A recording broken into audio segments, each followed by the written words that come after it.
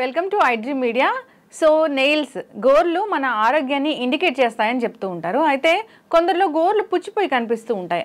ఎందుకు ఈ సమస్య, మరి రాకుండా జాగ్రత్తలు ఏంటి, ఇక వస్తే దీన్ని న్యాచురల్ వేస్లో వెజిటబుల్ థెరపీ వైద్య విధానం ద్వారా ఎలా తగ్గించుకోవచ్చు, వివరాలు తెలుసుకుందాం. మనతో పాటు ఉన్నారు ప్రముఖ vegetable therapist and sun spiritual society founder Vikramaditya Guruji గారు. గురూజీ నమస్తే అండి.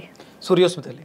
గురువు గారు, జనరల్గా నెయిల్స్ ఒక కలర్ చేంజ్ అవుతే మన హెల్త్ ఇష్యూ ఏంటనేది చెప్పొచ్చు, వారు ఎలాంటి అనారోగ్య సమస్యలు ఉన్నాయని చెప్పొచ్చు అని చెప్తూ ఉంటారు. అయితే కొందరిలో గోర్లు చాలా పుచ్చిపోయి కనిపిస్తూ ఉంటాయి. ఇది కంటిన్యూస్గా జరుగుతూ ఉంటుంది, ఎందుకంటారు గురూజీ? నఖశిఖ పర్యంతం అంటారంట.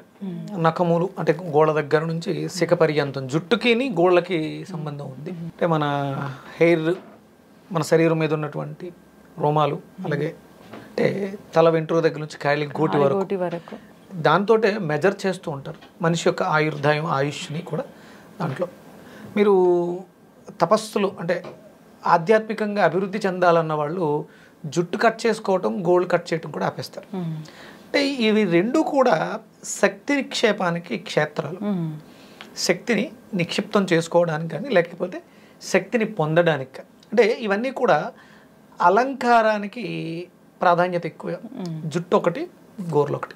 ఇవి అలంకారప్రాయంగా కాదు, ఆధ్యాత్మికంగా ఉంది. అంటే జడ జుట్టు ఊడలగట్టేస్తుంది, గోర్లు విపరీతంగా పెరిగిపోయి ముద్దుబారిపోయి తిరిగిపోయి ఉంటాయి. అంటే సాధువులకి, సత్సంగులకి. అంటే వీళ్ళు దాన్ని ఒక షేప్ తీసుకొచ్చి అందంగా దానికి నెయిల్ పాలిష్ అని ఇలాంటివి ఏమి ఉండవు. మన శరీరంలో ఉన్నటువంటి శక్తిని మనకి చూపించేటువంటిది. ఇప్పుడు గోర్లలో మీరు అడిగినట్టు పుచ్చు వచ్చింది. దీనికి ప్రధానమైనటువంటి కారణం ఏంటి అంటే మన శరీరంలో ఎసిడిక్ నేచర్, ఆమ్లతత్వం అనేది ఎముకల్లో ఎక్కువ పెరిగిపోయింది. మీకు అంటే కాల్షియం బాగున్న వాళ్ళకి గోర్లు బాగా పెరుగుతాయి. కాల్షియం బాగున్న వాళ్ళ ఫింగర్స్లో మీకు చూడండి మధ్యలో ఒక తెల్లటి పువ్వులాగా ఉంటుంది. కాల్షియం బాగుండి పెరుగుదల బాగుంది వాళ్ళలో. దానికి సంబంధించి కాల్షియంకి సంబంధించిన హెల్త్ బాగుంది అన్నప్పుడు ఆ గోరు మధ్యలో ఒక తెల్లని చంద్రబింబాకారం. మనం పూర్వం చిన్నప్పుడు ఆడుకునేవాళ్ళం, మీకు ఐడియా ఉందో లేదో తెలియదు. పైన కొంగలు వెళ్తుంటే చిన్నప్పుడు కొంగ గుడ్డెట్టు దేవుడి గుళ్ళో పువ్వెట్టు అని చెప్పేసి ఇలా అనుకుని ఇలా చూస్తే ఆ తెల్లగా ఏదో కనిపిస్తే ఆ కొంగ గుడ్డెట్టింది అన్నట్టు అనుకునేవాళ్ళు చిన్నప్పుడు ఆటలు ఇవన్నీ కూడా. అంటే ఇక్కడ ఉండేటువంటి ఆ తెల్లటి ఆ చంద్రబింబపు ఆకారం మన ఆరోగ్యాన్ని, మానసిక స్థితిని తెలియజేస్తుంది, చంద్రుని చూపిస్తూ ఉంటుంది. కాల్షియం మనకి అంటే కాళ్ళలో కాల్షియం, ఎముకల్లో మధ్యలో రక్తం తయారవుతూ ఉంటుంది. ఆ తయారయ్యే దాంట్లో కాల్షియం పాడైపోతే, అంటే కాల్షియం బాగుంది, సఫిషియెంట్గా ఉంది, కానీ అది ప్యూరిఫైడ్ కాదు, పాడైపోయింది. అంటే మనం రకరకాల కెమికల్స్తో తయారైనటువంటి సింథటిక్ కాల్షియమ్స్ ట్యాబ్లెట్ల రూపంలో ఇది తీసుకుంటాం. ఇప్పుడు స్వచ్ఛమైనటువంటి పాలు దొరకట్లేదు. అప్పుడు అది కాల్షియం, ఏ కాల్షియం? పాలే, కానీ అందులో గుడ్ కాల్షియం కాదు, బ్యాడ్ కాల్షియం. దానివల్ల ఎముకలు శక్తిని కోల్పోవడం, అవి ఇక్కడ మనకి గోళ్ళలో ప్రస్ఫుటంగా కనిపిస్తుంది. అంటే అది ఒక ఎలర్జిక్ ఇష్యూ అలాంటిది, స్కిన్ ఇష్యూ లాంటిది కాదు, పుచ్చు కాదు. అంటే ఎసిడిక్ నేచర్ బాగా పెరిగిపోతే మనకు ఒక్కొక్క చోట ఒక్కొక్క రకమైనటువంటి రిఫ్లెక్షన్ వస్తూ ఉంటుంది. అది ఇక్కడ ఆ ఎసిడిక్ నేచర్ అనేది కాల్షియంలో జరుగుతుంది. అలాగే మనం తీసుకుంటున్నటువంటి ఆహార పదార్థాల్లో సరైనటువంటి కాల్షియం లేదు. మీరు కొబ్బరి చెప్ప ప్రసాదం తీసుకుని ఎంతకాలం అయిందమ్మా? తీసుకోవట్లేదు. అసలు దేవాలయానికి వెళ్ళే అలవాటు ఉంటే కొబ్బరి చెప్ప తీసుకుంటారు. లేదు, ఇంట్లో ప్రతి శుక్రవారము, శనివారము ఏదో ఒక రోజు తల్లిలు కొబ్బరికాయ కొడితే దాన్ని వాళ్ళు తీసుకెళ్ళి ఫ్రిడ్జ్లో పెట్టి చట్నీ చేసుకోవడం తప్ప ప్రసాదంగా కొబ్బరి చెప్పని అంటే దేవుడికి నివేదనగా ఎందుకు పెట్టారు? అది భగవంతుడు సృష్టి కాబట్టి భగవంతుడే దాన్ని సృష్టించినప్పుడు మళ్ళీ కొట్టి ఆయనకి పెట్టాల్సిన అవసరం ఏంటి? అలా పెట్టడం ద్వారా ఆ పదార్థం ప్రసాదమై, అంటే మన శరీరంలో మనకు మ్యాక్సిమం వచ్చే ప్రాబ్లమ్స్ అన్ని ఎసిడిక్ నేచర్ ఫుడ్స్ని అధికంగా తీసుకోవడం, అంటే వండిన పదార్థాలు అధికంగా తీసుకోవడం. ఇప్పుడు ఈ కొబ్బరి అనేది మనకి న్యాచురల్ సోర్స్, హై ఎనర్జీ, అందులోనే మనకి కావాల్సిన పోషక విలువలన్నీ కూడా కొబ్బరిలో అధికంగా ఉంటాయి. ఇక అంటే మనం చాలా రకాలు చెప్పుకుంటూ ఉంటాం. స్కిన్కి వస్తే, మొహం మీద వస్తే సోరియాసిస్, హెయిర్లో వచ్చిన, బాడీ అంతా వచ్చిన అదే మనకి నెయిల్స్లో కనిపిస్తూ ఉంటుంది. సోరియాసిస్ అంటే ఒక ఎసిడిక్ నేచర్ నెక్స్ట్ లెవెల్స్కి వెళ్ళటం డిఫరెంట్. మామూలుగా ఉన్నప్పుడు గ్యాస్ట్రిక్ అంటాం, తర్వాత అల్సర్, తర్వాత పెప్టిక్ అల్సర్, అదే కొంచెం ముదిరితే క్యాన్సర్, ఇలా మనం మాట్లాడుతూ ఉంటాం. అంటే మనం తీసుకునేటువంటి ఎసిడిక్ నేచర్ ఫుడ్స్ వల్లే ఈ ప్రమాదం వస్తుంది. అలాగే మనం ప్రకృతి సహజమైనటువంటి న్యాచురల్ ఫుడ్స్, ఇప్పుడు మనం భగవంతుడి దగ్గరగా పెట్టేవి 2 పెడతారు ఎక్కువ, అరటిపళ్ళు ఒకటి, కొబ్బరికాయ ఒకటి ప్రధానంగా ఉంటుంది. ఇంకా తర్వాత మనం మన ఇష్టం, మనకు దొరికినటువంటి పదార్థాలన్నింటిలో కూడా ప్రసాదంగా, అవి ఎవరికి కూడా అంటే అలా ఎందుకు పెట్టడం పడింది అంటే దాన్ని మనం మళ్ళీ తీసుకుని ఆరోగ్యవంతులు అవుతాం కాబట్టి. ఈ సమస్య నుంచి మీరు బయటపడాలంటే ప్రధానంగా ముందు ఫస్ట్ ఎసిడిక్ నేచర్ని తగ్గించుకోవాలి, ఆల్కలైన్ ఫుడ్స్ బాగా తీసుకోవాలి. ఆల్కలైన్ ఫుడ్స్ తీసుకోవాలి.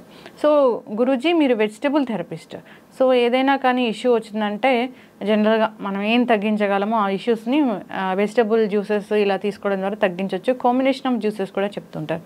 ఈ సమస్య వచ్చింది, కాల్షియం డెఫిషియన్సీయో మీరు చెప్పినట్లు కాల్షియం మంచి కాల్షియం కాకపోవడమో లేదా నెయిల్స్లో సోరియాసిస్ రావడమో, ఇదంతా దీనికి కారణాలుగా చెప్తూ ఉన్నారు. దీన్ని న్యాచురల్ వేస్లో ఎలా తగ్గించవచ్చు? వెజిటబుల్ జ్యూస్ అంటే ఏముంది దీనికోసం? మెడికల్ టర్మినాలజీలో సోరియాసిస్ అని ఇంకోటని మనం కాల్షియం స్టోరేజ్ అని ఇలా మాట్లాడుతుంటాం. ఆ మెడికల్ టర్మినాలజీ నాకు పెద్దగా పూర్తిగా అవగాహన లేదు, కానీ ఇది మనం తెలుగులో మాట్లాడుకోవాలంటే పుచ్చు.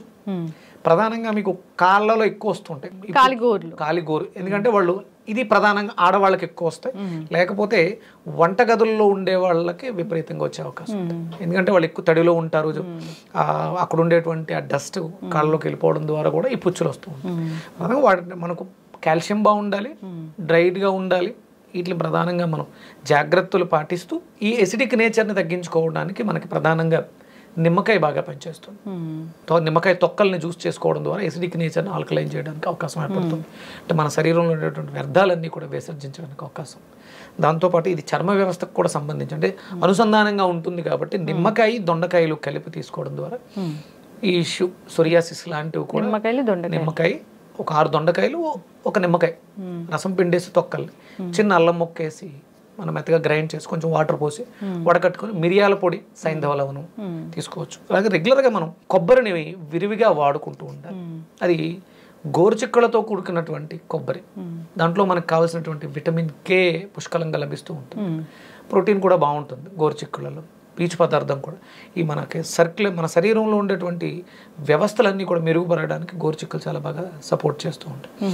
గోరుచిక్కుళ్ళని మనం ఆవిరి పట్టి లైట్గా బాయిల్ చేసుకుని దాంట్లో తాలింపు వేసుకుని దాని మీద ఎండు కొబ్బరిని వాడుకోవడం ద్వారా కర్రీలా, అంటే ప్రతిరోజు ఇదే జ్యూసులా తీసుకోవడం అనేది కొంచెం టైంతో కూడుకున్నటువంటి పని కాబట్టి కర్రీ రూపంలో కూడా తీసుకోవడం ద్వారా కోకోనట్ పచ్చడి, కొబ్బరి పచ్చడిని మీరు కొబ్బరి పచ్చడి చేసేటప్పుడు కంపల్సరీ గుర్తుపెట్టుకోవాల్సింది పచ్చిమిర్చి కానీ ఎండుమిర్చి కానీ వాడకూడదు.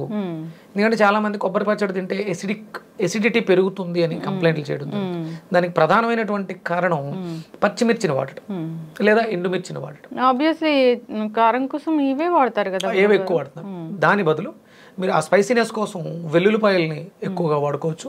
అలాగే ఈ కారం కోసం మిరియాలు వేసుకోవడం వల్ల ఎసిడిక్ నేచర్ ఆల్కలైన్ అవుతుంది. మీరు ఈ కొబ్బరి పచ్చడి ఇడ్లీలో తీసుకున్నా దేంట్లో తీసుకున్నా ఇంతకుముందు ఏదైతే యాసిడ్ రిఫ్లెక్షన్స్ ఉన్నాయి అవి రాకుండా కొబ్బరి పచ్చడిలో ఉన్నటువంటి క్వాలిటీస్, ఆ కాల్షియం యాక్ట్ని సఫిషియెంట్గా తీసుకోవడానికి అవకాశం ఉంది. పచ్చడిని మార్చుకోవాలి ఖచ్చితంగా గురువుగారు. సో మీరు చెప్పినట్లుగా దొండకాయలు, నిమ్మకాయలు కలిపి తీసుకోవాలి జ్యూస్ అనేది. సో దొండకాయలు అంటే జనరల్గా చెప్తూ ఉంటాయి దొండకాయ జ్యూస్ లివర్ క్లెన్జింగ్కి బాగా పనిచేస్తుందని. Extraordinary cleanser. ఎస్, ఇంకా దీన్ని నిమ్మకాయతో కలిపి తీసుకుంటే కనుక ఇలాంటి ఇష్యూస్, చర్మ సంబంధిత సమస్యలు కానీ ఇలాంటి ఇన్ఫెక్షన్స్ కానీ ఇలాంటివన్నీ తగ్గిపోతాయి. సో తీసుకునే విధానం అంటే మార్నింగ్ తీసుకోవడమే కదా గురువు గారు? అంతే, మార్నింగ్ అంటే ఎంటీ స్టమక్ అమ్మ. రోజుకి అంటే కండిషన్ బాగా ఎక్కువగా ఉంది, సోరియాసిస్ బాగా ఎక్కువ ఇబ్బంది పెట్టేస్తుంది. అప్పుడు అలాంటి సమయంలో ఉదయం, మధ్యాహ్నం, సాయంత్రం 3 పూట్ల మీరు అంటే జ్యూసే కంపల్సరీ చేసుకోకలేదు, చిన్న చిన్న ముక్కల కింద కట్ చేసేసుకుని నిమ్మకాయ తొక్కలను కూడా కట్ చేసేసుకుని కొంచెం పెప్పరు, సాల్ట్ వేసుకుని నమిలి కూడా తినడం వల్ల ఇంకా ఎక్కువ బెనిఫిట్స్ ఉంటాయి. మనకి చాలామంది ఆటో ఇమ్యూన్ డిజార్డర్స్తో బాధపడుతుంటారు, వాళ్ళకి ఇది చాలా అద్భుతంగా ఔషధంగా ఉపయోగపడుతుంది. న్యాచురల్గా అంటే మనకి మాంసాహారులు అసలు అంటే మనిషి అనేవాడు ఎవరు కూడా మాంసాహారాన్ని తినకూడదు. మాంసం తినడం ద్వారా ఈ సమస్యలన్నీ మీకు అంటే చాలామంది ప్రోటీన్ బాగా తీసుకోండి రోగాలను ఎదుర్కోవడానికి అవకాశం ఉంటుంది. మీకు తాత్కాలికంగా ఉపశమనాన్ని ఇస్తాయి తప్ప పర్మనెంట్ క్యూర్ ఇవ్వదు. మానవుడు ఎవరూ కూడా మాంసాహారాన్ని భుజించకూడదు. మాంసం అనేది మన ఆరోగ్య సమస్యలకి పరిష్కారం కాదు. అందుకని ఏంటంటే మన ఆటో ఇమ్యూన్ డిజార్డర్ తగ్గాలి అనుకున్న, సోరియాసిస్ తగ్గాలనుకున్నా కూడా దొండకాయలు నిమ్మకాయలతో, ఇది ఒక చర్మ వ్యవస్థకు సంబంధించినటువంటి కాయగూర దొండకాయ, ఎండోక్రైన్ గ్లాండ్స్ వ్యర్థాలు విసర్జించడానికి కావాల్సినటువంటి వ్యవస్థ నిమ్మకాయ, ఇవి రెండు కూడా మనకి చాలా అద్భుతంగా ఉపయోగపడి ఆరోగ్యాన్ని మెరుగుపరచడానికి. ఖచ్చితంగా గురుగారు చాలా చక్కగా చెప్పారండి. నిజంగానే ఇష్యూ వచ్చిందంటే ఎందుకు వచ్చిందని ఫీల్ అవుతూ ఉంటారు. సో ఇది బ్యాక్టీరియల్ ఇన్ఫెక్షన్, ఫంగల్ ఇన్ఫెక్షన్, రకరకాల స్టెరాయిడ్ బేస్డ్ క్రీమ్స్ అనేవి వాడుతూ ఉంటారు. తగ్గదు అసలు. అది సింపుల్గా మీకు బాగా ఎక్కువ ఇబ్బంది పెట్టేస్తుంది, కోతిలో పుచ్చు బాగా ఎక్కువ ఉంది అనుకున్నప్పుడు పొయ్యి మీద నువ్వుల నూనె వేడి చేసి దాంట్లో కొంచెం పసుపు, ఒక వెల్లుల్లిపాయని దంచేసి ఆ 2 చుక్కల గోరువెచ్చటి నూనెని రెగ్యులర్గా వేస్తూ ఉన్నా కూడా పైపుళ్ళు చాలా త్వరగా మారడానికి అవకాశం ఏర్పడుతుంది. ఖచ్చితంగా అండి. చక్కటి ఇన్ఫర్మేషన్ గురువు గారు, ధన్యవాదాలు. సూర్యస్మిత.